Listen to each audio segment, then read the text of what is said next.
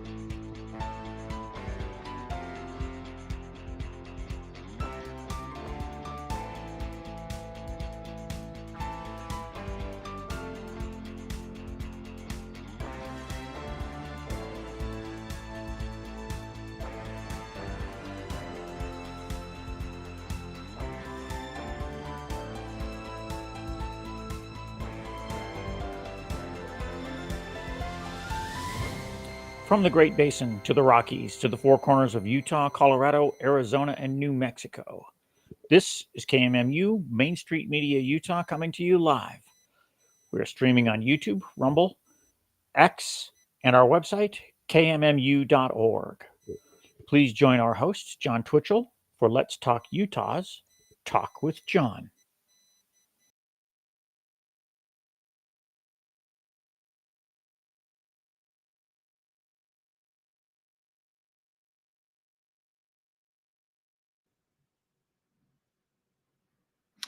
Good afternoon, everybody. Looking forward to being with you here today on KMMU.org, Main Street Media, Utah.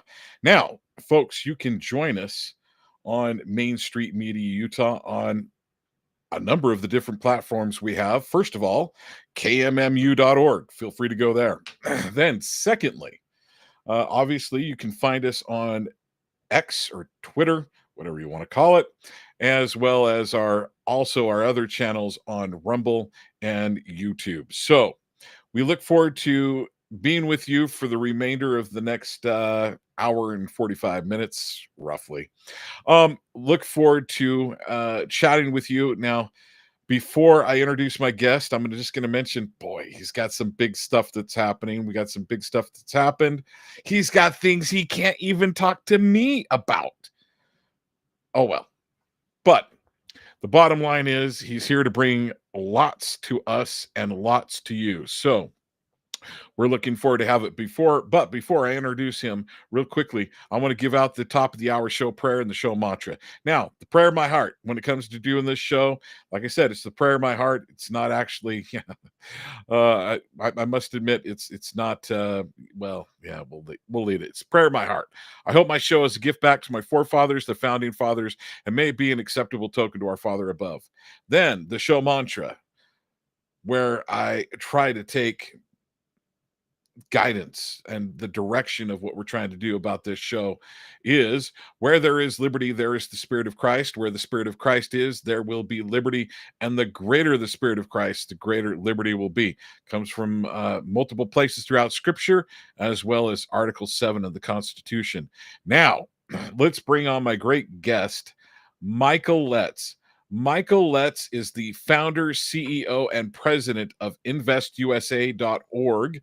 As you can see on your screen, I'm going to read it real quick again, though, for those of you that may listen listen as opposed to watch. Michael Letts is with InvestUSA. They are a national grassroots nonprofit organization that is helping through fundraising activities and educational programs, giving first responders information and free active shooter vests. So that was done from memory, Michael. How did I do? I'm impressed. That was a very good job, John. Tell you what, it shows that evidently we've been friends for a long time. You remember all that. Well, bottom line is, uh, we have been, it feels like we've been friends for a long time. I consider you one of my really good friends. Okay. And let me tell you a little bit, folks, let me tell you a little bit about Michael Letts. Some of you have may heard this story and some of you haven't. So I had a son who's right now like 6'3", bench presses almost 300 pounds. He's a sophomore in high school.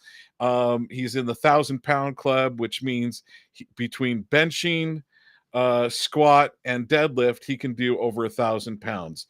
That's a significant level of lifting. Would it, especially for a sophomore in high school. So he's about 6'2", 6'3", and last year, twice within 5 months, we found ourselves in the hospital because his lung collapsed. His lung grew too fast for the body, and the little air sacs had, I think they're called bleps, and they pop sometimes with, and don't worry, if you're a young woman, if you're a young man who's not over 6 feet tall, hasn't had a big growth spurt, you're not going to have to worry about this. This only happens with people that are somewhat tall and grow quickly. But Michael Letts, we missed a show, and I called Michael to let him know, hey, Michael, I was in the hospital with my son. It was the second time that it happened, and he was down, having a little bit of a struggle. And so I called Michael and I said, Michael, please forgive me. I'm not going to be able to do today's show. I just wanted to let you know, brother, I'm going to miss you. I'm going to miss not being there, but I wanted to give you a heads up. And you were like, hey, thanks for calling me. And I said, well, I'll let you go. And he said, whoa, hold on. I got Karen here. And right at that moment, he said, John, may I pray with you? May I pray over your son? And I felt like I had a pastor laying his hands on my son. It's one of the most meaningful things that have happened to me in my life, bud. And that was big. That was big. Thank you. So that's the kind of man that Michael Letts is. He made sure he prayed for me, and he's doing fine now. He only missed one football game through that whole process. So we are very blessed. But bottom line, that's the kind of individual that Michael Letts is. That's the kind of friend he is, that when things are not going well, he prays for you. I know he prays for his nation, and this world matters to him. And I firmly believe he has a very good relationship with his maker. So thank you, Michael Letts, for being my Thank friend. you, John. It's always a privilege to be your friend, and quite frankly, I'm just so honored for what you're doing, John. Sometimes you don't get enough credit for what you do. Here's what I mean by that. Right now, American people are desperately searching for hope. They think we have a change in direction, but the question is the valid question. Is America too far gone? Can we reverse course? Can we reverse direction? Or is the corruption too deep that basically it's over? And of course, I do not believe that, and we're giving reasons on your show why. But the only way people will know that that's not true is if they hear it from shows like yours, because the mainstream media will do absolutely nothing to present anything positive in this country or anything problems that need to be addressed, because they want this country destroyed. So thank God for stations like you, for hosts like you, who have the moral courage to stand up and say, hey, I'm going to be willing to make sure the public understands the truth. For that, we thank you, John. Well, Main Street Media Utah, that's what it's here for. And so we're grateful to have you be part of the show today. Now, before we get going any further, I do want to mention this. You've got your own show, Michael Letts. So let's why don't you share with the audience your show? Good thing it's not like 5 days a week, all day long, because then we couldn't mention it, right? But tell us about your show and where people can find you. Well, if they go to crn.com, which is, the network, it's all broadcast all across the country. It's a national show, the Michael Letts Show. It's over on the weekends, and now it's expanded into so many stations, into so many different times in different areas. Honestly, you'd have to go to the website to figure out, what is available in your area, since it's being broadcast by satellite. But quite frankly, the reason we did it was for this, because what we do on your show, John, people need to know what's going on, and they need to have the truth, and they need to know how to pray for this country, and even more importantly, they need to know how to act and what they need to do to be able to be the beacons of light that Scripture commands us to be. You know, Scripture says we're supposed to be as a city of light on a hilltop, not as a candle under a bushel. And your ability and the show that we're doing help American people understand what's going on and help provide direction as to what they can do to help, because Pause it all right hands there, on deck. Dwayne. Pause it. Sorry, forgive me for interrupting. No, go right Okay. ahead. I think this is extremely awesome to point out. Big Vest numbers. donated 13,520. Years of Actually, it service, hasn't been 32. updated. It's 17,000 now. Wow. Number of donations 6,217,000. How much money have you gotten from AID? Well, gee, nobody ever told me about the program, John. So I guess I got left out in the cold, you know, along with the rest of the taxpayers.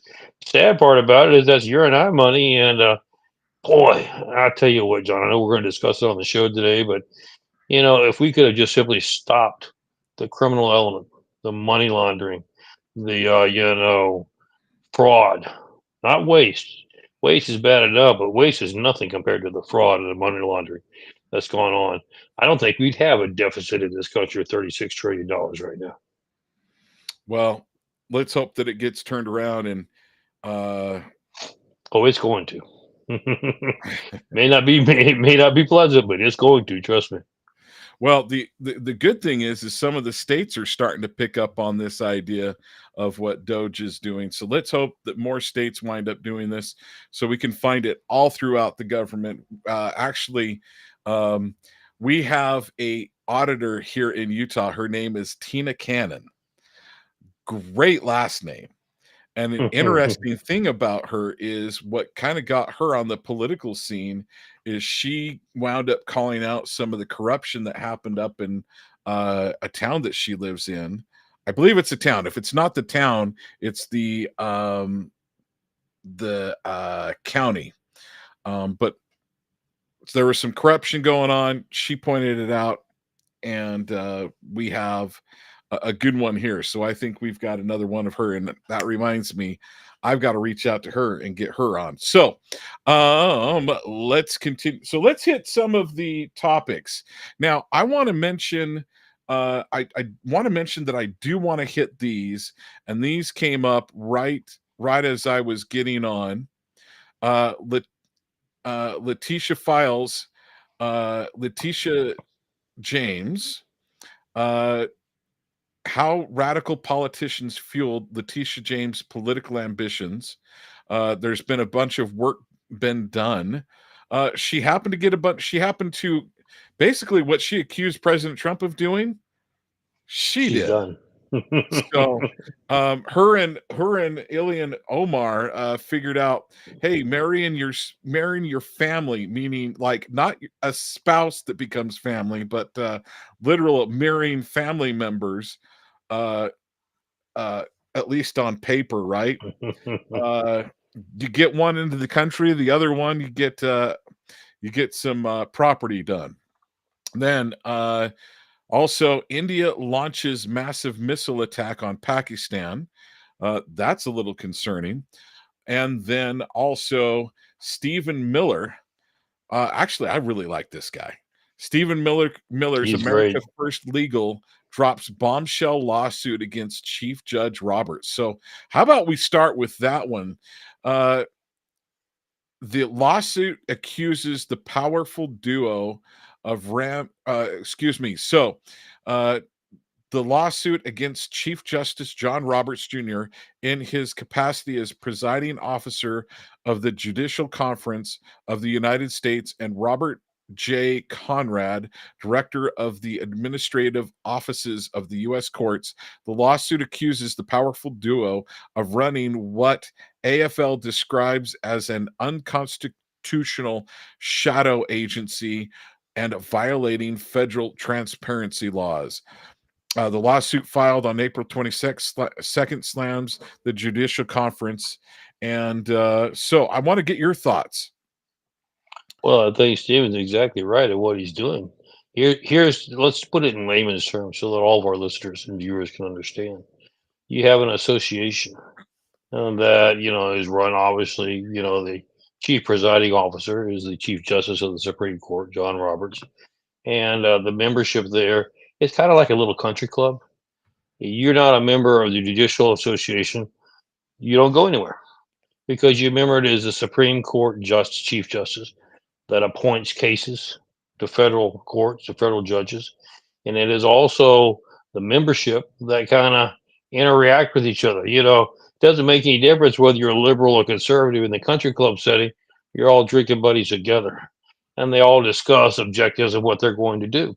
So what Stephen has said, and rightly so, is this association is now come to the point to where it is running our judicial system. Why do you think Boasberg, who we all know is the federal appeals court that ordered the plane to return with the Salvadorian illegal immigrants, etc., why do you think he gets all the cases that have to do with Trump? Nobody else does. They're all appointed to him because they know he can't stand Trump. And he's close friends with John Roberts, by the way. Why do you think that if you're going to elevate yourself onto a court system, the Supreme Court or Federal Court of Appeals, etc., it all comes by recommendations from within the Judicial Association? How do you think the FISA court got established? Who do you think picked the members of the FISA court? Now, take the for a moment, and all this goes back to John Roberts. Now, you remember John Roberts has the cover. I'm a conservative appointee. I'm the one that's supposed to make the difference between a conservative and a liberal court. That's the public statement. But privately, you look at all of his behind the scenes dealings. Who referred and who signed off on the cases for FISA to illegally tap the president, open up investigations during his first term, etc.? John Roberts. Who is the one that refuses to? Now, because here's what the Constitution says about our judicial system. The Constitution only created a Supreme Court. That's it, with limited Right. power. Okay, people think they're all equal branches of government. They're not. They're not equal. The executive branch is not equal with the legislative. Legislative is not equal with the executive branch. They all have different roles. Judicial branch has a very unique role, and that is simply to interpret the laws that are passed, not even to enforce it. Because if they were to be enforcing them, they would have their own police department, their own military, et cetera, et cetera. So just to interpret what has happened over the years. Well, you've got two breakdowns here, John. First of all, in Congress, we got a bunch of no backbone politicians. That's being very nice. Bunch of So what cowards. did they do? Yeah, a bunch Yellow of cowards. bellies. Thank you. Yellow bellies. Yellow bellies, even better term. So what did the yellow bellies do for decades? Well, I don't want to vote on any controversial bill because I'm going to get some people mad at me. And remember, this is no longer about public service. This is about my lucrative future because look at how much I get paid. It's not just what I get paid. Forget the little measly $175,000 a year that they think is measly. Most Americans would just literally be in shock to get paid that much a year. But it's not about that. It's about the benefits. It's about all the insider trading. It's about taking all the kickbacks and how they're able to manipulate a system so they can get by with doing that. You and I never know about it. And yet they come into Congress with, say, $50 in their account and they leave with 50 million. How does that happen? We both know how it happens. Nefarious purposes behind it that cause this to happen. And so because of that fact, they don't want any of that exposed. And so you've got a judicial system now that is supposed to be reining in these activist judges. Because you remember the Constitution only created the Supreme Court in a limited role for law interpretation. What happened is Congress was given the authority under the Constitution that should this Supreme Court need additional assistance, they could create district judges. And the district judge was only for the district or the boundaries of which it was assigned therein. But what has happened, as we were talking about a minute ago, Congress decided they didn't want to create any controversial decisions because they wanted people to vote for them, because they wanted to keep all those benefits. So they passed a book. Should we pass a bill that says you can no longer abort a child, say after the 10th week, 15th week, whatever? Oh, no, because some people say yes, some people say no. Pass it on to the court. Let the court decide whether abortion is legal or not. Let the court decide whether you can carry a firearm, even though the Constitution says you can't. Let the court decide. That way, nobody can get mad at my vote. But what did the courts do?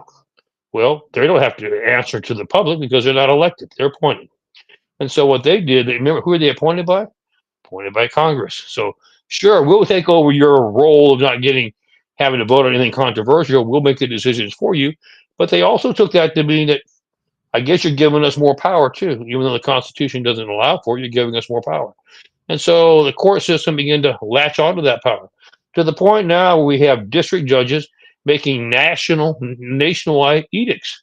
They pass a injunction, or nationwide. You can no longer send any deportees, any illegal immigrants out of this country without our approval, or any Venezuelan, or any Trinidad, whatever the court or that federal district judge decides. It says you can't do it nationwide. That's totally unconstitutional because you remember you can only make a decision based on your district, not for the nation. So how should it be handled and addressed? Well, the Supreme Court, who is supposed to be the chief judicial enforcer for the court system across the country, should be calling these federal judges and say, "Whoa, you're outside your boundaries. That decision doesn't stand. We're going to smack you for that and don't ever do it again." But they won't. What did the Chief Justice of the Supreme Court do? He castigated the president for calling him out. Don't sound like you're mad at the justices because that looks like you're trying to intimidate or trying to influence how they should interpret the law. You leave them alone, let them do whatever they want to do. John, Constitution never called for that. That's called a dictatorship. And the judicial branch has now become dictators to the conscience and to the role of America. They have the president as a figurehead only. They think they're running this country and that they can decide what policies should be implemented and what policies should not. Never the way the Constitution is set up. But remember, John Roberts is the president. I mean, he is when I said the president, he is the key or the chief justice of the Supreme Court. So he won't take any ruling against his fellow judges other than to castigate the president for saying something about these activist judges. So what has Stephen done? He said, look, what you have done is you created a second entity, which you have to have a membership. You have to be a member of this country club, the Judicial Association. It's run by the Chief Justice of the Supreme Court. He has the friends. He makes the appointments. He decides who gets what cases, etc. You've created basically like a racketeering position. And that was never intended, never allowed for in the Constitution. You can't create a parallel or a shadow government, which is what we've allowed the judicial system to do through the Judiciary Association. But he's now filed suit. Now you say, yeah, but the people who are going to hear it are the people he's going after on the Supreme Court. True. But here's the issue, John.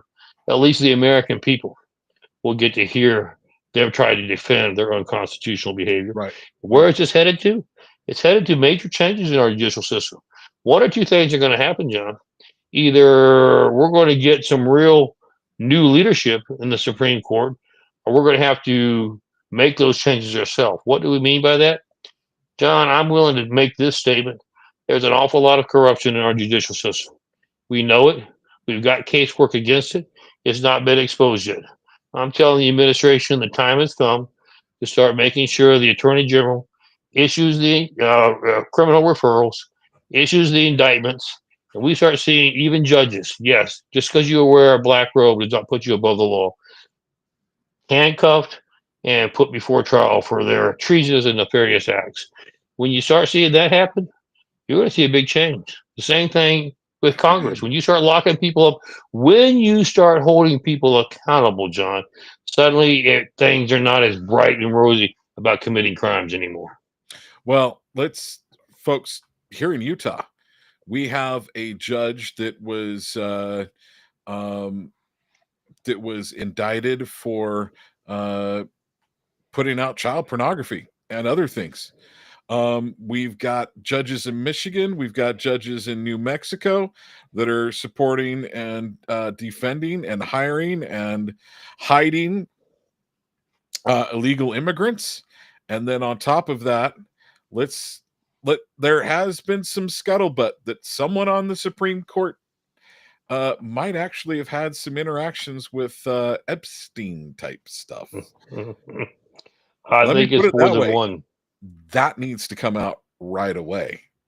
No needs to come out because even if we can't touch, even if they're not touchable, that comes out, they're going to have to step down. And I think then impeachment should happen and removal from office and other trials definitely should happen for those individuals. I agree with you, John. I think you need to have it simultaneously.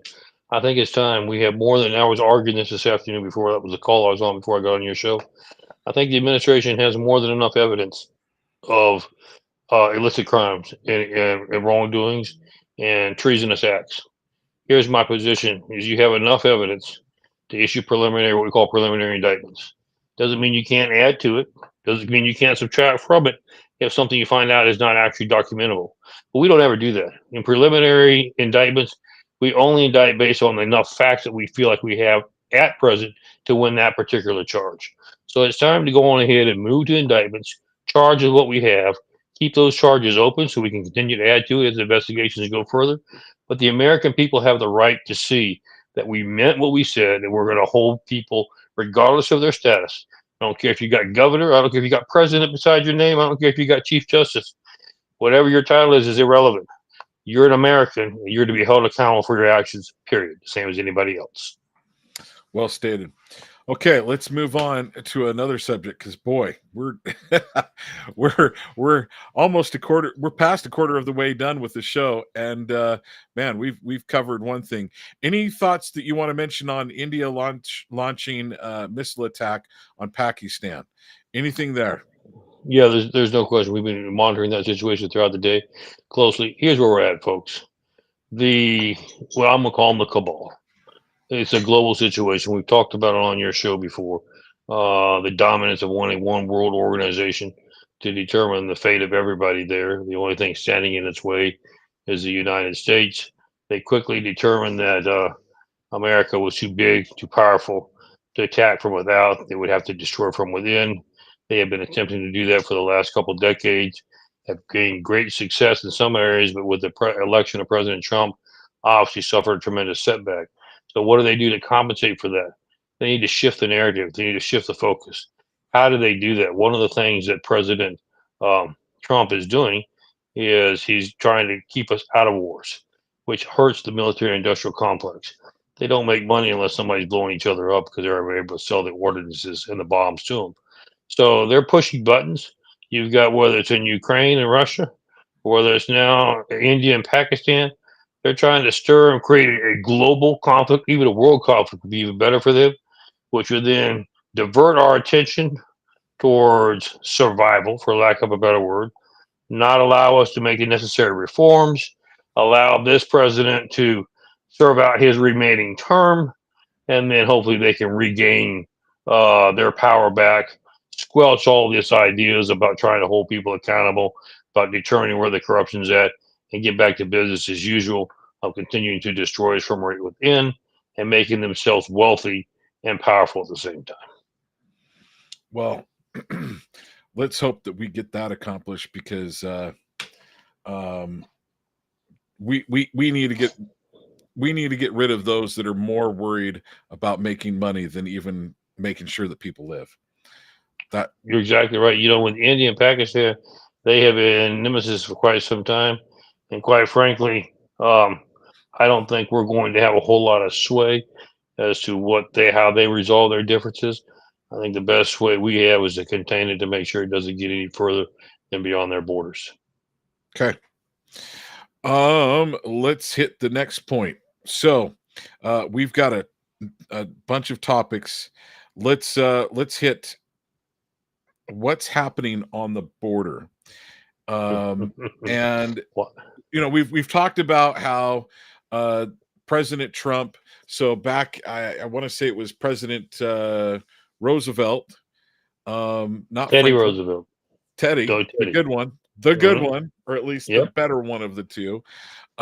He created a 60-foot strip along the It border? goes from 60 to 150, depends on the area. Okay, 60 We're to claiming 100. 150 all the way around. Let's make it 150. I think that's reasonable. Let's have a 150-foot strip that can be transferred over to the DOD in case of smuggling. Well, heaven knows that there's been a ton of smuggling going on there. And so it's been transferred to the Department of Defense.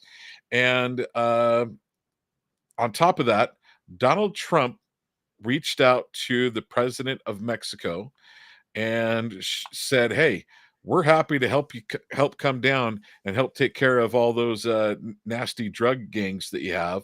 And she turned that help down.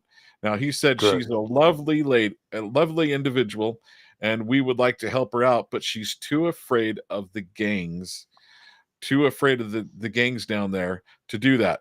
What are your thoughts? Well, there's no question what you said is correct. Let's be clear about what's going on. The cartels have run the Mexican government for decades. Okay, you know, when they say they have elections, John, that's that's not exactly accurate. They have elections, but they're even worse than an American election. Talk about without integrity. It doesn't do you any good to run, John. The decision has already been made long before the filing ever opened, and they see to it that their candidate is put into place. They've rigged all the ballots. And just in case you start calling them out about nefarious activities, they'll just shoot you. So, I mean, quite frankly, you know, it's well known who's going to be the next president. And here's how it works. If we decide you should be the next president, John, there's one condition. When we give you a directive, we don't want any pushback. Just make sure it gets done. So, quite frankly, here's what happened with the United States. Of course, the Biden administration was basically subservient to the cartels. The cartels had full control over all of our border, southern border, and they were running. Remember, we talked about it before on your show. 15,000 people a day through $20,000 a head per person, making tons of money on human sex trafficking, human smuggling, and then that doesn't include the cartel drug operations with fentanyl and everything else. So they were making more money than probably our whole economy generates. When the president got elected, he said, "I'm going to make our borders secure. I'm going to make a secure environment for the American people. We're going to shut those borders down. We're going to shut off the drug ability, the cartels, and we're going to make sure that, quite frankly, we don't allow any more illegal immigrants across." I'm pleased to report to you that right now, John, the last statistic that we have study shows 99.96% of illegal immigration activity has ceased. We are only Wow. 0.04. Now, you say, what does that mean? 15,000 a day under the Biden administration. You're talking about less than a handful a day now, if even a handful that are trying to get across. The president decided to try to make that permanent to make sure that nobody got across. So what did he do? Very simple. Um, Instead of allowing just this 0.04% to still get across, he decided, I'm going to give another tool into the arsenal to combat illegal immigration. Because Roosevelt had this buffer zone, we call it a buffer, that was deeded to the United States as American government property. The president transferred that property over to DOD as a military installation. What does that mean? Whether you realize it or not, from the Gulf, I mean not from the Gulf, from the ocean, the Pacific Ocean of California, Southern California, all the way to the Gulf of America on the Texas border, 100 feet from the Rio Grande River, all the way across, is now a military installation. So you've got an installation that's about 100, 150 feet wide, 2,000, 3,000 miles long. Okay. What's the significance in doing that? You remember, we can't engage military operations for protection on the border. We can only engage them to go after the terrorist organizations that we have labeled as domestic terrorists. Now we have military presence on our entire border. So we can have military presence anywhere up and down the entire border strip at any point in time. That's now a military installation. That's the first thing. And quite frankly, the president is moving military personnel down there. You're seeing tents, temporary housing. You're seeing all kind of things go up all across these 2,000 miles of military installation. But here's the most critical thing that it does. And I'm fixing to give you a little funny statistic on this. Now, if you decide to come across the border and you set foot on American soil, you didn't set foot on American soil. You set foot on American military installation without authorization. You know what it is? The penalty is for trespassing on a military installation without authorization? I'm going to guess it's a Not good. felony. It's a felony and it's not good. We've had 89 so far that are now in military custody because they have set foot unauthorized on a military installation. And that's quickly getting back to Mexico. So this 0.04 that we're still trying to make the attempt. How are they making the attempt? You remember, we don't have the wall completed yet. Still working on that. We don't have all the electronic monitoring and surveillance equipment in place just yet. Still working on that. It takes us a little time to complete all that, but we're moving at a rapid pace to complete that. So in the meantime, while that's being completed, now you have the Mexican immigration society, shall we say, those who are discussing, hey, I'm thinking about going to America. You want to go with me, John? Now the word's getting back to them. Things have changed, guys. You get across the water without drowning or without getting, I think we should put alligators in there, but anyway, or without getting, you get across, you navigate across the river and you set foot on American soil. It's no longer you get to run for it. Or if you do get caught, hey, they'll go ahead and send you anywhere in America anyway, give you a free airline, bus ticket, train ticket, whatever you need, free lodging, free food, etc. Now you get caught, you're locked up in a military prison. So you're being held for a military trial for espionage. I mean, put it this way: you come on to a military installation without authorization, trespassing. We have to question your motives, John. Why would you do that? So you're subject to a whole different judicial standard than you ever thought conceivable. And it's scaring them to death. We think it'll take care of this other 0.04% that are trying to get across now anyway. And it's Okay. being very effective. So the numbers that we used to have, those were numbers. So like how many people were coming across the border? That was that the ones that were coming through and reporting, or was that including the Those, gotaways or no, those are 15,000 a day that we were reporting that we knew of. The gotaways probably could have been that or not more. But right now, we've blocked the gotaways because of the fact that we have the majority of the wall built. That we don't have, we've got drones and all electronic surveillance in the air monitoring that. Plus, now you have military personnel, Humvees, APCs, troop carriers running up and down these 2,000 miles of open territory because it's a military installation and they're expected to protect their own installation. So here's what I'm wondering. What can we do about the cartels in Mexico? Or Well, that are goes we into just the next. shutting up? Are we shutting enough things down that's causing issues?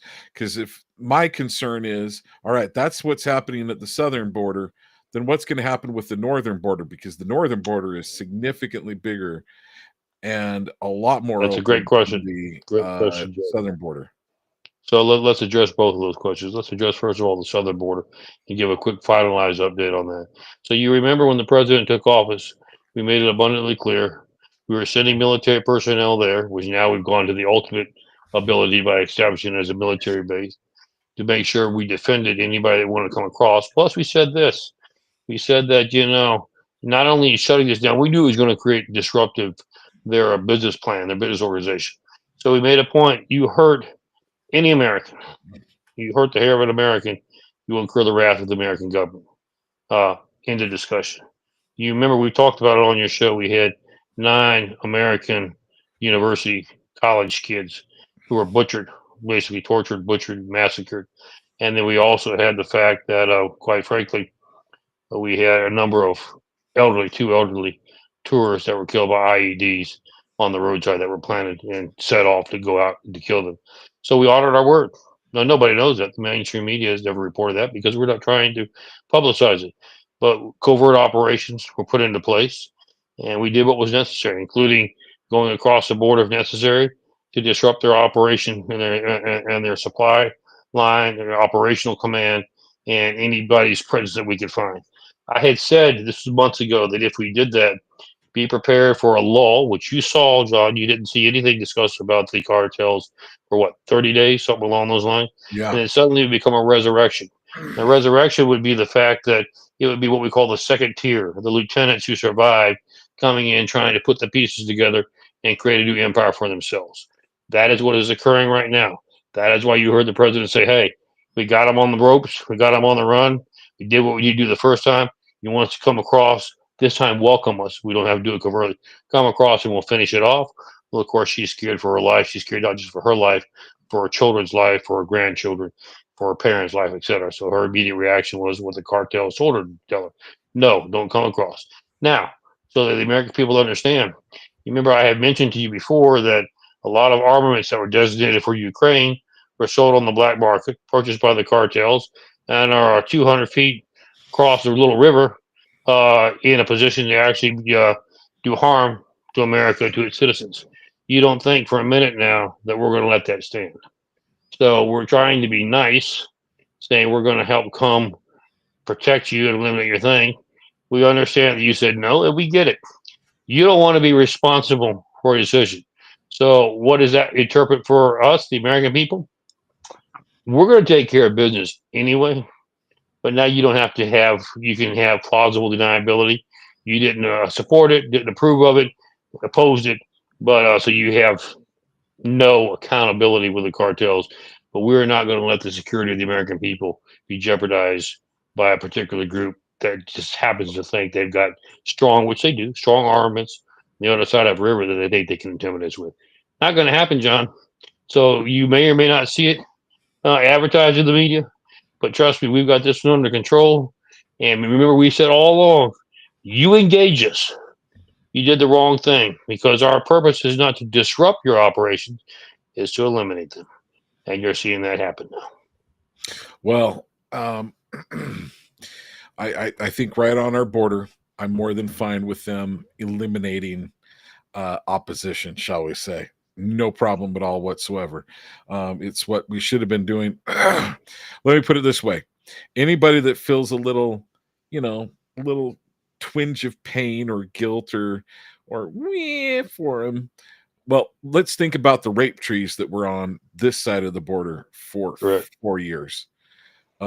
Let's think about the type of things that happen there. Little babies being dropped over the fence, hoping that they survive the fall, 6 Right. to 10 feet. Let's not forget about those things and then the 300, anywhere between almost 400,000 to 1 million children that have disappeared into sex slavery. Let's not forget about them. In fact, one concern I have is I've heard 2 statistics along those lines. Once a child gets into sex slavery, once a person gets into sex slavery, they have either 36, the average lifetime is either 36 months or 7 years. I've heard both numbers. Life expectancy. Life expectancy is 7 years. Usefulness to the cartel or to the human sex traffickers is 36 months. And you don't really want to live for the last 4 years after that anyway. And so what happens to a lot of those children? They get their usefulness done, and then they kill them for their organs. What happens to them is they put them through the process, and then after 36 months, they've gotten so many diseases, so many things, they're no value anymore. So either they just let them die of the causes that they have contracted during their quote unquote profession, or they, as you said, if some of these organs are not affected yet by the contracted diseases, they eliminate them just to harvest those still viable organs. So my point is, I have no problem with them putting someone down. Any of those cartel members, they deserve to be dead. Well, and we're headed that way. Let me just give we were talking about doing this throughout the show, but that's a great time to put it in here now. Let me just show the American people again how this directly affects you and what we've been talking about with these activists, judges, etc. We just had yesterday, Fairfax, Virginia, the DC area, illegal immigrant who was arrested. Local authorities arrested him for child sex molestation, pedophilia, and child sex trafficking. Went before one of these liberal judges, activist judges, who released him without bail, just put him back on the street and didn't cost him a dime. So infuriated the families that you would put somebody like that back on the streets to jeopardize their children. They contacted the administration. The administration immediately kicked into gear, had ICE go track him down within 30 minutes. We picked him up. He's now in federal custody because remember, he's an illegal immigrant. He ain't getting back out on the street, John. The next skyline he will see will be his own country and the prisons that his own country has. Well, let's hope that, and that's another thing that Joe Biden did. Emptied all their prisons and emptied all their insane asylums and sent the people to the United States. Exactly. From the other countries. I mean, John, I was saying on another show I was on earlier today, what kind of a mindset would you put? I'm not talking about somebody that's accused. I get it. Hey, he said, she said. You want to be careful on how you move forward with that because you have proof. When you have documentation and you have the evidence of child sex trafficking, of child molestation, of child pedophilia, what warped mind from a judge would put somebody like that back on the street to continue to his horrendous acts against children? See, that's the issue. It's bad enough when you do it to an adult, but who's going to stand up for the kids? And quite frankly, I think it's just a nefarious crime for them to do that. And I think it's time that we hold these judges accountable for harming God's children. Oh yeah. Well, let's put it this way: it's time for those judges to be impeached and removed from office, and maybe even worse. I'm probably you and I might differ a little bit here. You've already demonstrated to me what you think about kids. Impeachment and removing your office is an afterthought. It's time for you to be held accountable because you're actually the one that has the blood on your hands. Absolutely. Yeah, they need to be they need to go to jail. And cops and judges don't do too well in jail as is. And then you throw in, oh, by the way, these people were doing stuff with kids. They don't do too well in prison. No, and here's the funny part about it, John. Here's what I'm smiling about. But you remember now, this administration is a tyrannical dictatorship run by an org who has no compassion. So don't worry, we've changed that image. Okay, instead of sending them to El Salvador, uh, for those who are American citizens, we'll create an El Salvador here. That's why we're going to reopen Alcatraz, and actually really make it a 5-star glorious experience for those who feel like they want to harm America's children. Well, it was interesting what Donald Trump said about Alcatraz. It's beautiful, terrible, and a bunch of other. I can't remember all the adjectives, but it was like an incredible place, the best and the worst place all at the same time. So it would. So okay, do you think there is actually any level of reality that he's actually thinking about opening Alcatraz again, or do you think Oh, there's that no was just question. him trolling the media? No, there's no question. And let me tell you why I said there's no question. You want to accuse me of being an org, of how dare you even consider? Because you remember we have the option open that we can move our president El Salvador said, hey, you can send your worst criminals over here. We're happy to accommodate them and charge you less than what you're paying to incarcerate over there, save you money. And we actually took a look at that. And what did the liberals do? How dare you consider moving an American citizen over to another country? You can't do that. You can't remove an American citizen from American soil. The president said, fine. Okay. That's the way you want to be. We'll have just as nice of luxurious accommodations for them here.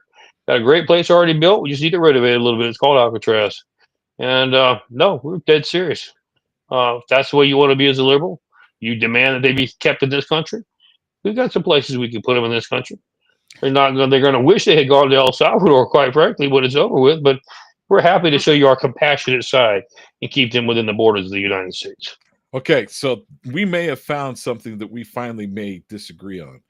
I was like, I hope he's trolling that he's going to send American citizens to El Salvador. That concerns me. I don't want American citizens, even the ones that have broken the law, sent to other countries. I want them kept here in the United States. So, do you think it was him trolling, or did he mean it? No, it wasn't trolling. It certainly was something to consider. And quite frankly, you say, why would you make that statement? Well, quite frankly, let me just tell you what the sentiment is. You abuse the system. We know that you're one of the most heinous people around.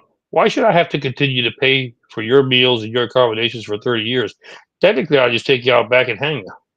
But, quite frankly, if you're going to make me do something, then let me do what's best for the taxpayers.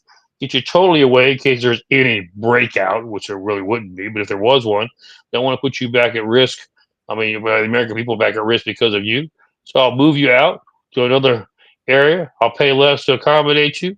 And quite frankly, as far as I'm concerned, if you were over here, you deserve the death penalty anyway. So We haven't lost anything. That was the mindset. Okay, so here's my concern. That winds up being used on Michael Letts, Talk with John, Alex Jones, some insert conservative here. They wind up doing when the Democrats get in power, that they might implement something like that. That's my big concern. I will say that is the main reason why the J6ers, I never wanted the J6ers in jail to begin with. And that's why, my concern is they get sent over to El Salvador or to Venezuela. That's my concern of why I say we don't even put to the bad guys that we all know deserve it, that are American citizens. Your thoughts, Michael? Well, let me give you the pushback on that, John. I'm glad we found something we can finally debate back and forth a little bit. They're going to do it to him anyway. They just haven't thought about it yet. Doesn't mean they won't think about it. Why do you think the J6ers not even charged, okay? Just arrested, not even charged, not even given the right to due Right, process for bail. right, And you think, okay, well, here's a nice, clean holding cell. They put him in the worst of the poorest place they could find in the federal prison in D.C. I mean, they put him in, isolation. They put him in inhumane conditions. They basically let the guards taunt them, abuse them by, withholding food, medical attention, etc. So don't tell me that they don't have the capacity to do that. They're already going to do that. Maybe they didn't think smart enough to say, let's send them to El Salvador. But I guarantee you, given it time, they would have thought of it anyway. Maybe not El Salvador, they would have sent some other place, or they just would have executed them. It's time that we take a look at people with nefarious actions and make them see that the consequence of their actions are much more severe than they're wanting to pay, and stop your bad behavior. That's why, whatever it takes, in my opinion, we have to do. I understand your concern. I share it in one sense. John, we don't live in a perfect world. That's the problem. Unfortunately, no, we don't. Okay, so we found something that we are on I mean, it's not like we're totally opposite on that, but a point of slight disagreement. I think we finally, that might be like, if it's not the first, it's like the second. Okay. Well, let me throw one other quick thing in there. Why do you think the Taliban, why do you think ISIS are so successful? They have no conscience. They take children and they cut off their heads in front of their parents to instruct fear. Now you say, well, we should never do that. I understand your thought. We should never stoop to those levels. But I'll tell you one thing, John. Unless you ever been in those circumstances, it is daggum effective. You talking about their parents are really just being shocked into fear that they won't do anything to oppose nefarious activity. And I want to make sure that in this country that we send a strong message. You want to do nefarious activity? You better be prepared to lose your life. Yeah. Fast, quick deaths because you're in the middle of doing something that, I'm sorry, the police weren't able to take you into custody. You're a dead man. You're exactly right. They did it to a guy. I think it was like a 72-year-old man here in Provo who had a cane, former I want to say Vietnam vet, because he said he's going to get his gunny suit in. That man couldn't walk to church that was like a block away. He had to be driven. Okay, so that's the type of things that are happening to American citizens on Joe Biden's watch when he flew into Utah. Okay, let's Dwayne, I hope you're there. I want you to bring up the Pope meme. Hopefully you can get that for us here shortly. I do want to mention gain of function news. Finally, it's the administration is putting out that no, there actually was gain of function, and it was started here in the United States. And Dr. Fauci, they didn't say this part, but basically, Dr. Fauci lied. I want to get to that subject, but first, let's hit this big, beautiful meme of Pope Trump, and it's funny how the Dems are losing their minds over this. We're not hearing any. Yeah, hello from the Vatican, says Dwayne, our call producer. I find this one of the more comical memes, and it's funny how I love Donald Trump's comment on this. Yeah, that kind of looks good, but the problem is you have to be you can't be married, and he's like, I have no desire not to be married, right? So he goes, they might have a problem with that. And Dwayne says, "Isn't that a Nazi salute? Not quite, not quite, but close." It looks close, Dwayne. Looks close. Yeah, it's pretty close there. But the Dems are losing their mind over this tweet. I'm sorry, you Dems that are like, clutching your pearls. Oh, how dare you? You know, yeah, it's just a joke. Well, I think they lose the purpose behind this. And, I really respect the president for it because obviously it's generating the discussion. And why did he want to generate the discussion? Because let's take a look at reality, folks. What has the Vatican done to take care of child sex abuse, child sex trafficking? Let's talk about who's really behind a lot of these operations and who's making the money? Let's get into the facts. And oh no, on second thought, we don't want to talk about that. That's why he wanted to highlight. Okay, perfect time to talk about it. You're going to elect a new pope. Why don't we take a look at electing somebody who's going to clean up the scum that has been allowed to exist? You say, why would you say that? It's well known, John. If you were a child molester in one parish, they just moved you to another one and tried to keep it quiet. They never took any consequences, any action against those that did such nefarious activities. So I think it's perfectly acceptable that he would generate discussion with a meme. I know it's kind of comical in a sense, but it brings us back to a more uh, critical analysis. Folks, if you're going to change leadership, why don't you make sure the leadership has a platform of cleaning up the nefarious activities that discuss the abuse of children that this organization has become known for, quite frankly, to its shame for quite some time. Well, also, I'm going to mention the Dems. How in the world can these Democrats say anything about what they're talking about when their sacrament, when they have uh a mobile Moloch, uh you know abortion center Correct. right there at the Democrat at the Democrat, what was it? Convention, national Democrat convention. convention. They Mhm. had a mobile Moloch altars, killing babies. I think it's Gretchen Whitmer, who is the Michigan That's governor. correct. Governor, that's correct. She had a little spicy uh young lady down on her knees and her giving her communion that was a little spicy, a little on the edge of shall we say lesbianism going on there. I mean, that was totally let's not forget the children's choir, the San Francisco children's choir or men's choir singing, "We're going to come for your children." Sorry, folks. You on the Democrat side get nowhere with me on this one. Bottom line is, how dare you guys even bring it up when you got all that junk on your side of the fence? Sorry, you don't get to claim any of those things. Exactly right, John. I don't think it could have been better said by anyone. You put it exactly where it needs to be. Let's go to Real ID. I'm really concerned about Real ID. This is another thing that I am not pleased with the Trump administration on.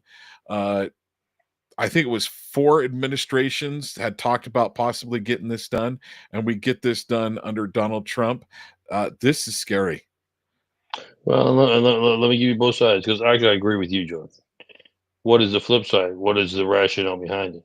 We want real ID so that we can know exactly who it is that we're dealing with in terms of whether they're American citizens, when it comes to the ability to monitor our electional process and who can and can't vote. I get that. But quite frankly, John, I think there's other ways of accomplishing it without this real ID mechanism in place. Well, I'm concerned. I just don't think it's the federal government's place to be doing that for us to travel. Um, I think you have the that's my same that concern. whole issue happened after 9/11. And we overreacted. TSA, et cetera, et cetera. Here's the funny part about it. I mean, nobody likes to talk about this, but it's the facts, John, because I can prove it. Uh, Out of, I think it was, I'm trying to remember the last statistic that was given me. Let's just say it was 100 attempts to get through TSA with devices that are not permitted. I think 98 of them were successful. Oh wow, Two of them were caught. So explain to me how all this whole TSA issue has made it safer for you and I to fly. it hasn't with those statistics. It hasn't, quite frankly, and we all know that to be a fact. And here's a sample. But what has it done to the American people? It's created great inconvenience, great infringement on privacy, on personal rights. I mean, shoot, uh, better be careful what you pack in your luggage. I'm not talking about illegal stuff. I'm talking about your undergarments, etc. Because they can just zip it open and dump it all for everybody to see if that's what they want to do. There's no excuse for that. Especially, John, quite frankly, when all you're doing is harassing the American people. You have accomplished absolutely nothing when it comes to securing our airways and our skies. What did they do? They basically cut back on the U.S. Marshals, Sky Marshals, what we used to call them. You remember that? And now they try to nail you in a line and put you as part of everybody else. Just go ahead and put the Sky Marshals back on the thing. They can handle the situation if something comes up in the air, and quit trying to infringe upon and impose on the American people. Well, on top of that, didn't they use the Sky Marshals to follow around J6ers and the Correct.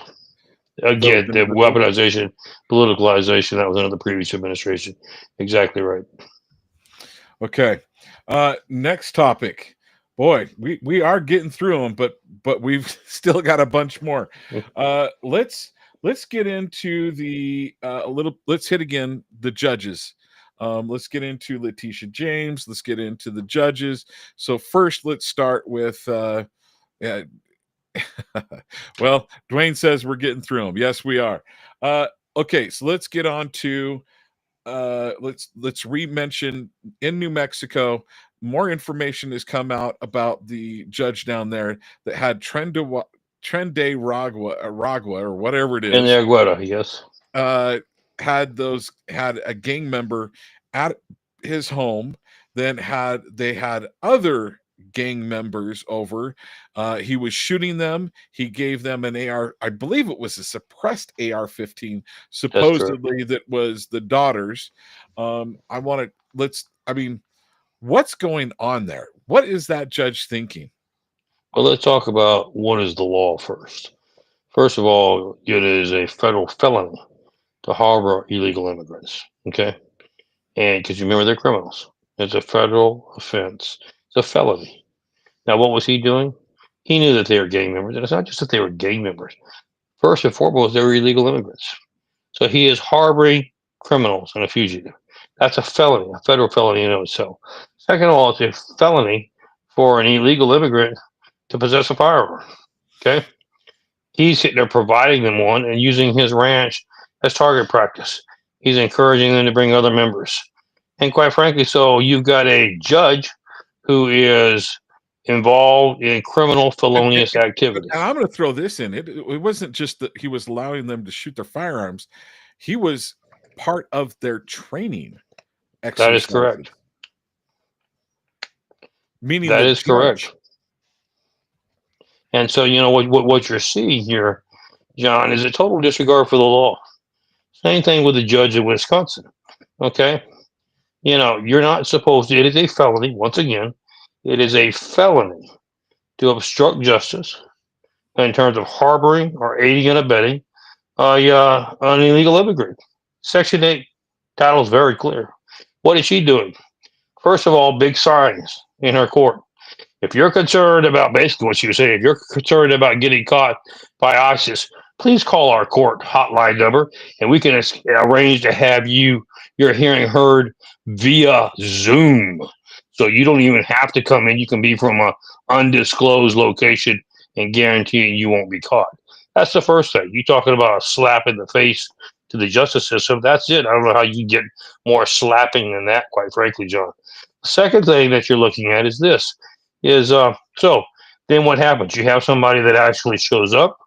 The ICE gets a tip off that he's there. They come in, and you lie. You obstruct justice. He's not here. He's not in this court. In fact, we're just going to sit here and wait. No, you got to go down and talk to the chief judge, knowing good well the chief judge wasn't there, trying to find a way to distract him. When they wouldn't do it, what does she do? She goes in and tells her law enforcement officer, her court officer, open up the back door, let him out the back, and make sure they don't get seen. She provided them an escape route. Okay. That is a third felonious I want to idea. throw in this a little bit more. It's even a little bit more confangled than that. She brought, so it's not uncommon for a judge to have the attorneys, both the defense and the prosecution, to come back to her chambers to talk to them.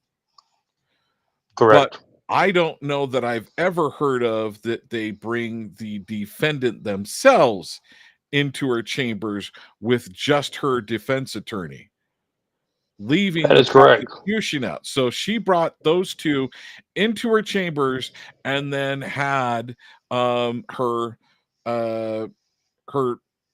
law enforcement, her personal law enforcement, escort him out the back door. Yep, exactly right. And so you see, once again, why is she doing that? Because she thinks that wearing that black robe makes her above the law. Yeah. John, I mean, are we in a country now to where your title or your robe or whatever you're wearing dictates whether the law applies to you or not? It sure seems I like certainly it. hope not. I sure. But that's what Yeah. that's the message that was being sent. So what do you think the feds were going to have to do? What do you think the Department of Justice Attorney General? If we're going to have any credibility, you've got to arrest people for breaking the law. We're in a precarious position right now, John. We've talked about this during the show. We're going to talk about it as the show continues. Right now, the American people are telling me all across the country, boy, have y'all ever uncovered corruption. But quit uncovering it if you're not going to do anything about it. John, when we lose the trust of the American people, we're going to lose this country. Yeah. Yeah, we will. All right. So I want to continue on with Letitia James. Good old Letitia James, upstanding individual that she is, now accuses Donald Trump of, real estate fraud, basically. Yet, in order to get for her first place, she gets her dad to co-sign with her and says that her father is her husband. Now, I'm kind of thinking she got in touch with Ilhan Omar and said, hey, Ilhan, I know you want to come into the United States. You want to bring your brother in. So why don't you claim your brother was your husband? Ugh. Well, here's the problem that she's got. She's got a much more of a complicated situation. Oh, and so let me mention another thing. So not only now does she have that, she also is claiming personal residences in a state that she is not actually even at. And if she is that state's, that's her legal residence, then shouldn't she no longer be holding the position? Okay. All right. Your thoughts. Well, you hit the nail on the head. Here's where her problem lies. She decides that she's going to get involved in real estate transactions in Virginia. Okay. Now, remember, she is a resident of New York. Has to be if you're going to be the Attorney General for the state of New York. So her primary residency is in New York City. But she goes into business with her dad to buy a unit. First of all, she underreports it, says it's a 3-story unit when it's a 4. And she did that so that she gets better taxation, better rates. But then to be able to secure the loan, she's able to have the collateral to do so. She has to be able to show that she has more income than what she's bringing in. So she brings in her father. And instead of saying that my father and I are co-ventures in this endeavor, she says her father's her husband. And they have a combined income of. And that's how she gets a loan. Well, that's fraud. But here's the problem with that. It's in Virginia. So she can't now decide that, well, I'm the attorney general for New York. We're not going to pursue this case. This is our Virginia jurisdictional case. And quite frankly, she did two things. She said that her residency was her primary residency in Virginia. Can't have two primary residencies. And the second thing being is she has said, look, quite frankly, um, I am married and living in Virginia. And she did it fraudulently to be able to obtain a better loan and to be able to obtain better insurance coverage. Now, she accused the president of being fraudulent on his application. Let's talk about that for just a second. What she accused the president of was, hey, you gave the wrong figure on the value of your real estate. Fact of the matter is, John, I can tell you my real estate's worth $200 million and my house is worth $200 million. Doesn't make any difference what I say. The bank has a fiduciary responsibility to send out its own appraisal and determine what it is. That happened in this case. The bank was satisfied with an independent assessment, and quite frankly, the bank signed off on it. There were no damaged parties. The bank never said, hey, I lost money because of this fraudulent activity. In fact, the exact opposite. They made plenty of money off of the interest. So there were no injured parties. But yet she used her influence to pursue this nefarious case against the president to try to secure a conviction. Her situation is different. She's actually signed her signatures on there that I'm married to my father. Of course, she doesn't say my father, she has his name, and that Virginia is my primary residency. Now you have an independent attorney general in Virginia who has a fiduciary responsibility to the state of Virginia to pursue criminal indictments. And quite frankly, if you get criminally indicted as an attorney general, you really can't continue to be the attorney general and be criminally indicted at the same time. So she's in a heap load of trouble. Okay, so here's my question: the Virginia AG, is it a Democrat? Is Question, John, and I don't know the answer. I mean, I most of them in Virginia are Democrats. The governor is Republican, thank God, but I'm not so sure it goes all the way down the line of all constitutional officers. Yeah, and even if it's a Republican in a state that is, heavily Democratic, heavily Democrat, I could see that individual will leave that alone. But I'm wondering if a county or a city individual. I mean, if you want to make your bones, you want to make a name, that's the way to make a name, by taking someone down like that. But I don't think that'll happen. And Ilhan Omar, man, I would love to see Trump and the immigration board take a serious look into what happened with her. And well, let's talk about that for just a second. That was one of the things on my list.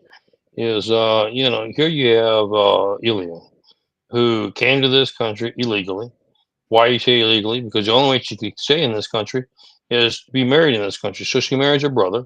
She did it for one reason, to skirt around immigration laws. That's a felony, by the way. Okay. Her rhetoric has always been that she is anti-white, anti-American, and quite frankly, she has incited violence against this country. She has supported her country, Somalia and others, in terms of their foreign policy. So she's obviously not working in national security interests for the American people. Where is Mike Johnson? I know Mike. I like Mike. Well, Mr. Speaker, do you not have enough backbone to convene Congress, and especially the Republican coalition, who have I know it's a majority, it's slim, but you still have a majority, and to vote to expel a member who has broken the law? You did it to George Santos, and I'm not saying you did anything wrong. You kicked him out as a Republican in New York because you remember he defrauded, he lied to get elected, and defrauded people, use their credit cards without their knowledge, et cetera, et cetera. Facing 7 years in the slammer now for having done so. You're willing to go after him, but you're going to let somebody who despises this country, does everything they can to undermine and destroy its national security, who you have evidence now that she violated immigration laws. She illegally claimed to be, or she was illegally married to her brother for the purpose of being a satyr. And you're not willing to bring her up on the floor of the House and bring the charges there and expel her from Congress? But you would against George? Why? I'd like to know the answer. At least someone needs to bring it up and say, okay, were you really married, and did you really act as husband and wife? Because if you did, you committed another crime, incest. Correct. No question. And I mean, we've already got plenty of evidence to answer your question. Yes, that's exactly what she did. That's not disputed. Neither is disputed that she was married to him. What you say? Well, what's the issue? The issue is I'm a member of Congress. We don't talk about that stuff. She uses some bad language when she tells you to go, leave her alone. And if you're a reporter, especially, and the only thing we're going to talk about is what I want to talk about: how bad America is, and how we need to go ahead and impeach this president and get rid of all conservatives, kill all white people, and bring this back country back, to where it is reflective of the world population. Tragic that they won't do anything about it. If it's a good thing I'm not in Congress, because if I was on the Congress floor, every single time she spoke, I'd say, "So says a woman that married her brother." Did you have it? Did you actually do marriage properly, or did you just claim it? So I love it. yeah. So what really happened there? Because that's pretty darn seedy. So it kind of sounds like at the very least, I don't know. Yeah, I mean, a bad woman, a bad individual. So let's go to Omar and Crockett, and Yeah, the same situation here. What we were just talking about with Omar. Crockett has defied every particular actually, let me ask you protocol. this before you go down that path. Do we want to first mention what happened in North Carolina? Yes, we should. Okay, We so should. let's talk about North Carolina and then how that kind of ties in, and then some other meanderings that you may have going on with the election fraud. So Yes, there's a lot to all this, in. folks. So let's start. Let's start with first the North Carolina to certify Democrat Allison Riggins as winner of the hotly contested Supreme Court election. Last month, North Carolina Supreme Court ruled that most of the 65,000 questionable ballots must be counted in the hot contest, hotly contested judicial race. For heaven's sakes, it's getting a little late, I guess. The North Carolina Supreme Court race previously headed for a recount due to a close final tally as the Democrat pulled ahead 2 weeks after Election Day. That's another problem. Counting ballots 2 weeks after the election. Democrat incumbent Sarah Riggs closed the race with 200, basically somewhere in the neighborhood of a little over 700 votes more than the GOP challenger. The race went to a recount since the vote difference is fewer than 10,000. Republican Griffin was leading the race until all of a sudden the Democrat Riggs overcame the opponent weeks after the election. Want to get your thoughts on this one? I mean, it's not your state, but it's darn close. Well, it's right across the border. It's just right up the street for us. Spent a lot of time in North Carolina. We have a lot of good friends up there. And quite frankly, here's where it's at. North Carolina used to be solid Republican or red state. Okay, it became a destination for those from the north wanting to move south. It changed from red to purple to blue, and now it's back to purple, trying to make it red again. But here is the problem that you have. It's whether it's North Carolina or any other else in the country, you don't have elections that are secure, then you have no election at all. Gets back to that issue you and I talked about. I understand the president's uh, passion for the real ID, trying to make sure that people really are who they are, they're Americans when they go to vote. But we can accomplish that in other means besides doing this particular program. But that having been said, so what they did was the Republicans ran their conservative candidate for the Supreme Court. She was an incumbent. She ran for re-election. Initially, on the eve or the at the end of the election day, he was ahead substantially. But instead of closing the ballots, and they closed the locations, but instead of closing the election, they kept the election open for all these paper ballots, okay, mail-in ballots, ballot boxes. Because you remember this was right after you had the hurricane in the area that had caused such devastation, like in Asheville and other locations, which were red areas, by the way. Um, and so you had all these ballots trickling in for 2 weeks. Suddenly, she gains a 732 vote lead, and she thinks that she's been declared the winner. Well, as they begin to look at it, there are 65,000 votes that they know do not meet state law. There are a number of things. Either they were cast after the election, they failed to sign, they didn't provide proper identification. You know, what is that? Somebody notarized that John signed this in front of me. He is John, and that's 65,000 that were questionable ballots. And so initially, the Supreme Court said we're going to throw them out. The Fed stepped in. Oh no, you can't do that. You're disenfranchising people. So why don't we just go through and open up an opportunity? If you're one of the ones you failed to sign, or you don't think you put the right date on it, you know, hint, hint, hint, you can come down and cure your ballot. You can make the adjustments and fix it and make it a valid ballot. Interestingly enough, nobody came to do it. Well, I shouldn't say nobody, but very few. So you still have roughly 65,000 unchallenged that were contested ballots. So the state courts decided, you know what? They violate state law. We're going to throw them out. Then there was some compromise. Well, we won't throw them all out, just the ones that, whatever the compromise. I think if the date wasn't correct, we're going to accept even after the fact. Shouldn't have done that, but they agreed to that. You didn't have a signature. We can't do that because we don't know for sure that was you or not. So they created a compromise. And quite frankly, even with the compromise, she wasn't going to be able to hold on to her lead. So what has the federal government come and done today?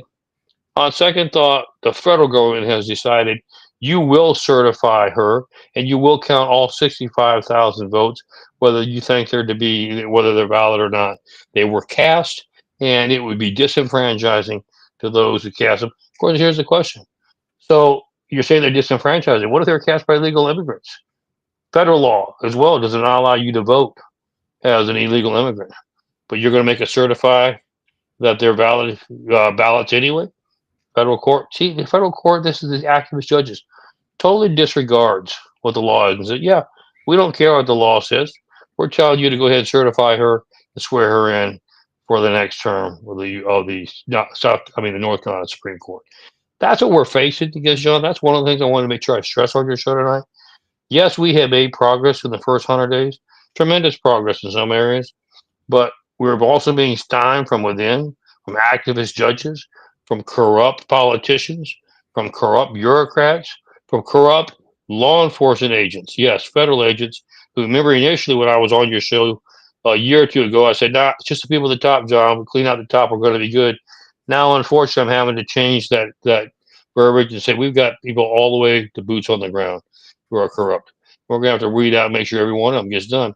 So it's a shame that the American people said, here's what we want done. And now we can't deliver the way we want to deliver because we're having to fight not just for the change in policy, but fighting from within ourselves, from activist judges, from rhinos, etc., who are trying to do everything they can. And what is their main objective in doing this, John? We have a corrupt system.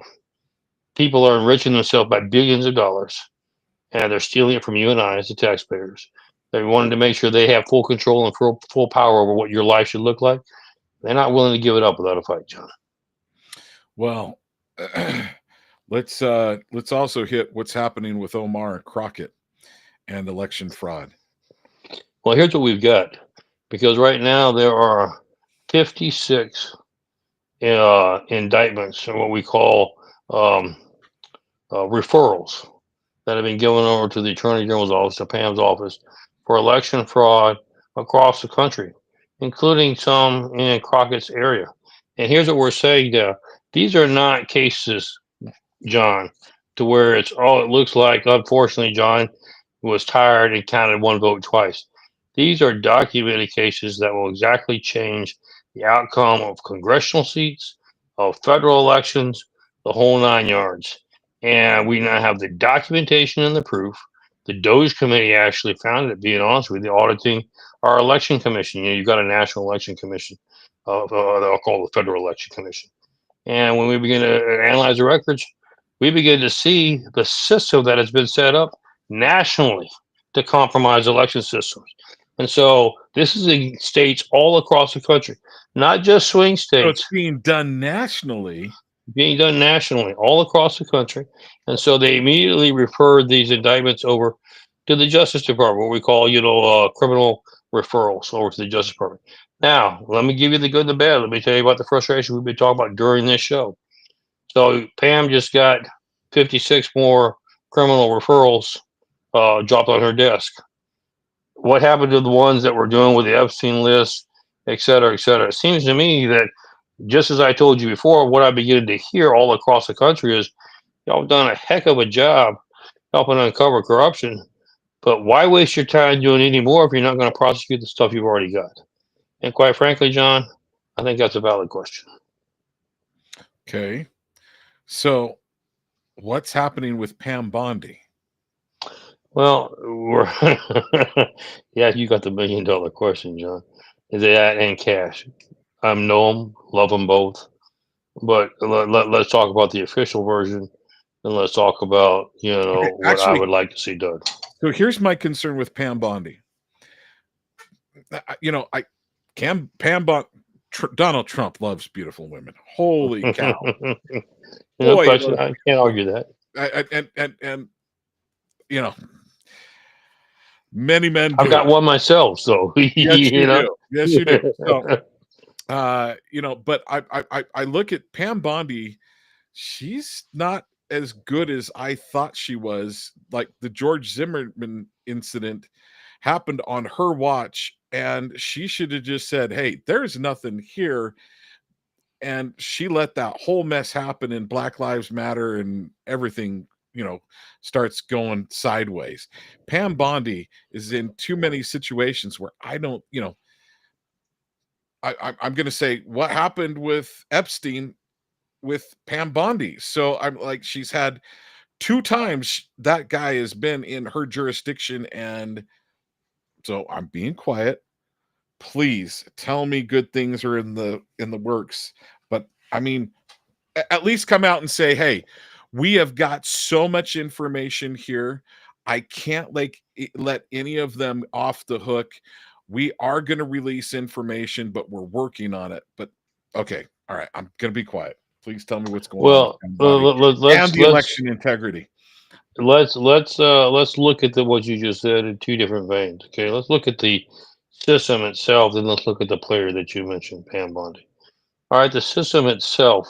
The president has now weighed on this last week, end of last week on CNN. You had a reporter who was very obnoxious, by the way. That's not anything unusual for CNN, coming out with a position that, look, there are no criminal referrals being sent to the Justice Department. So can we assume then that those who have been accused, that you have accused of nefarious activity in the past, we have decided to let bygones be bygones, and we're turning the page and moving forward, and the past is the past? The president's response was, first of all, I'd like to know where you got that information from. I'd like to know who leaked that to you from the Department of Justice. Well, then the guy began to backpedal. Well, no, it's just everybody knows it. We all hear it. There's no. He said, well, it's not true. He said there are numerous, many criminal referrals over the Department of Justice now, and we are going to make sure every one of them is served, and we are going to hold the American people accountable. So now you have it coming directly from the president himself that he has not given up, and he's going to make sure these people are held accountable. Now let's flip to the player that you just talked about. So you've got Pam over here as the Attorney General. Now I'm trying to be fair. Let's lay out just the facts so that we can talk about them. From Pam's position, do you know how many corrupt people I've had at DOJ I've had to let go? Whether I actually trust anybody, can't trust anybody. Well, merit to what she's saying. But so she's taking the position because we don't have it now, and it's not just me, okay? I have to have these investigated before I can draft the indictments. That's a true statement. You can't just do an indictment because I don't like it, John. I have to have facts and evidence to go with the indictment when it's filed. Doesn't have to be all the facts. all the evidence, but enough to substantiate the basis for the issuance. Probable cause is what we call it for a indictment. And of course, her position is, hey, Cash has the same problem. Like, how many people can he trust or not trust over there? We're having a clean house. So here's the issue. You gave me a bunch of people, having to get rid of most of them.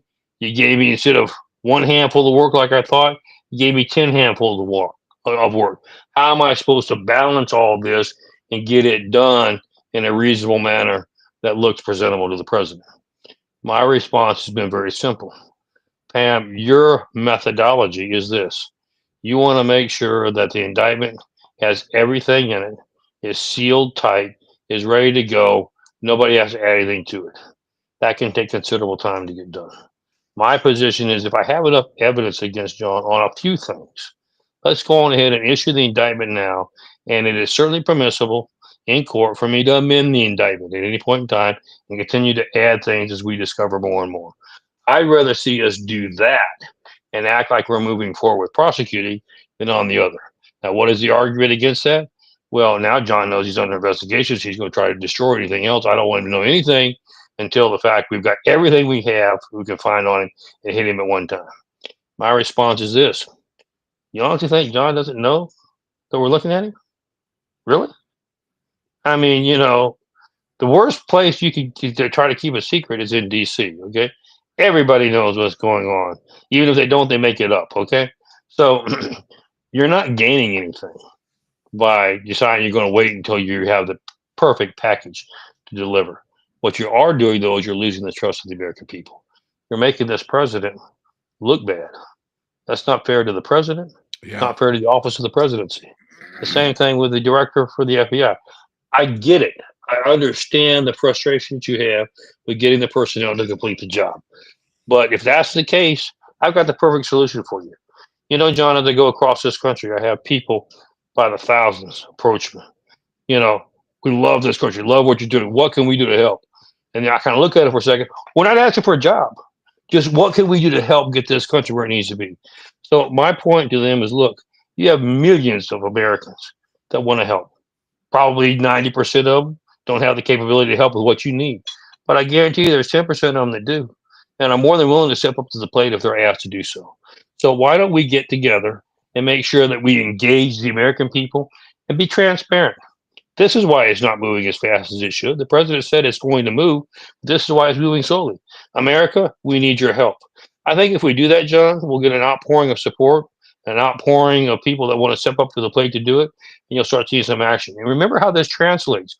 If the criminal element, the Congress, the judiciary, etc., start seeing their friends getting escorted out in handcuffs because of their nefarious activity, you're going to see a quick change in how people operate in this country in those type of atmospheres and those type of positions very quickly. You're going to see a different America in a matter of days.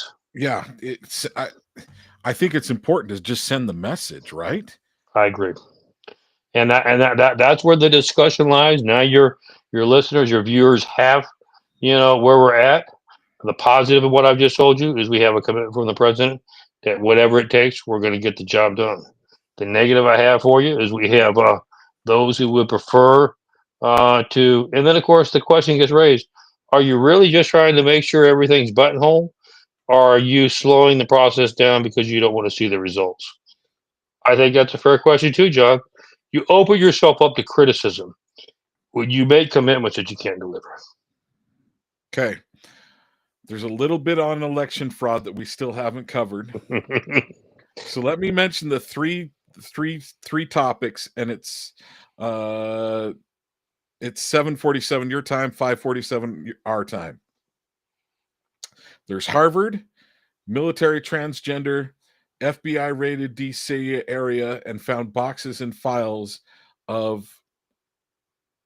I think that was the most important, but we'll cover all three real quickly. First of all, with Harvard, Columbia University, etc., you remember they gave the finger to the presidency, kind of like, we are going to do what we want to.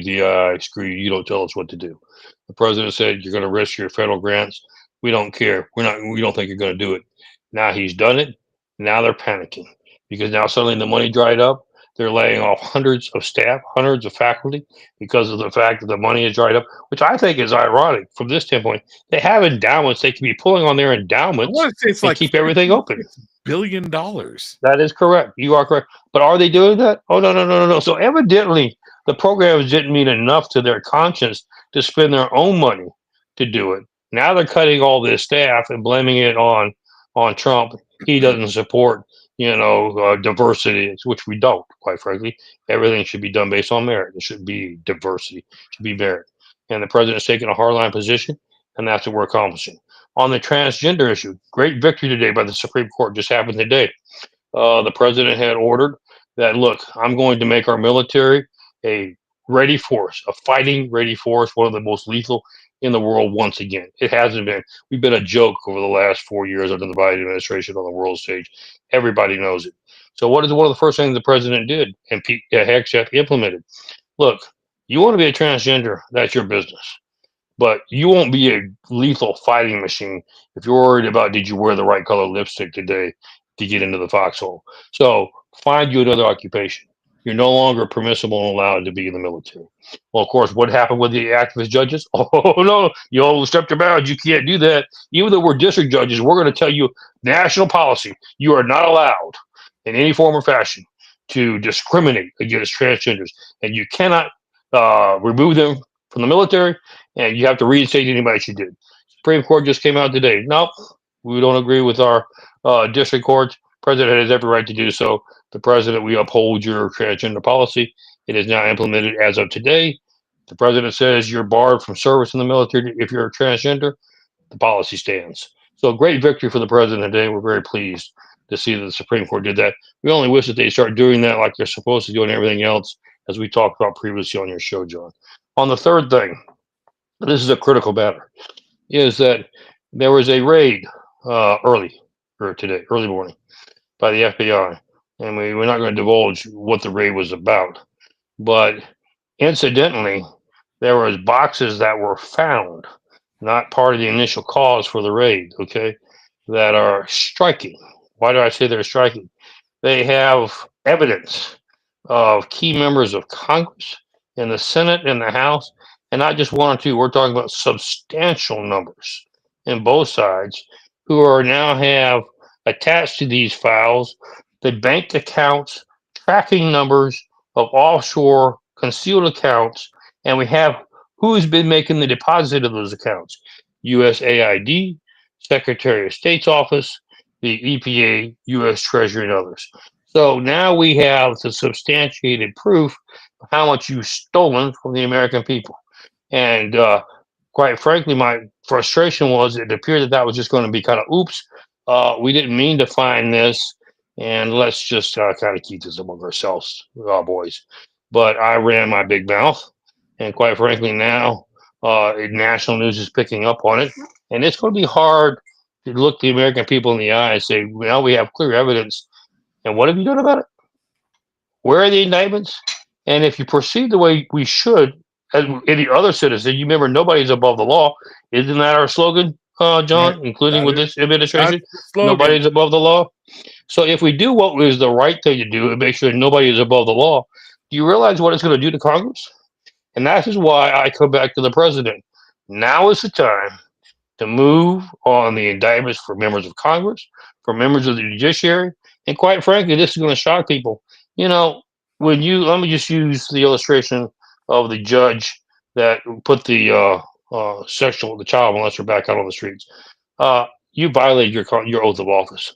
And quite frankly, I think you should be held accountable for it. So in the judiciary, it's time to go ahead and start holding these people accountable for the decisions that affect and put the lives of Americans at risk. I think it's time to start holding them accountable for unconstitutional rulings. I think it's time to hold Congress accountable for the bribery, the money laundering that they have incurred. I think it's time to hold previous administrations accountable, members of agencies, rogue agencies, intelligence agencies, etc., who have used their position to undermine the government, to actually bring about assassinations of former presidents, to cause the destruction of the lives of thousands of Americans on incidents. We'll talk about that a little later. I know that will be a very big controversial issue on your show. But, everything is not as it seems. We like to blame other countries sometimes for things we do ourselves. So all that needs to come out. The American people need to be shown that accountability is going to be implemented in this country. And you're going to see you want to make great progress, John?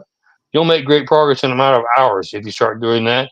This may be the tool that finally causes us to have to move forward because, quite frankly, I don't see how you can get around not bringing forth indictments when the evidence has now been known that it's been discovered. Okay. So makes me wonder what they were originally looking for in Washington, D.C. You'll find that out as soon as we have the ability to let you. You'll be the first to know. Let me guess, it's kind of juicy. I'm going to guess it's kind of juicy. I think it's more than kind of juicy. Let me just give y'all some food for thought of giving your listeners some homework. One of the things this administration is committed to is we're going to destroy, not just rearrange. We're going to destroy this black mark stain on the American conscience of destroying, sexually exploiting, and slavery of children in this country. And the American people may not be realizing what's happening, but there are plenty of people who are in the industry who know it. And let me deliver a message once again. I've said this before.